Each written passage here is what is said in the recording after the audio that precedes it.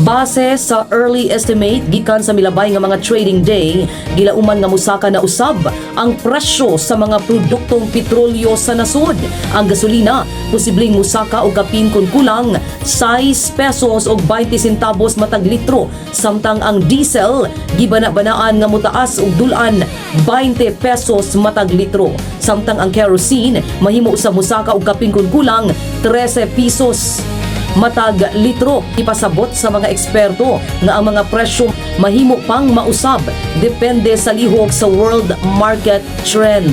Ang gilauman nga pagsaka tungod kini sa padayon nga pagtaas sa presyo sa lana sa internasyonal nga merkado nga direktang nakaapekto sa lokal nga presyo sa mga produktong petrolyo. Kung magpadayon kini nga trend, gilauman nga musamot ang kabugat nga palasunon sa mga motorista o konsumante, ilabi na sa mga sektor nga nagasalig sa transportasyon o ingon man sa enerhiya.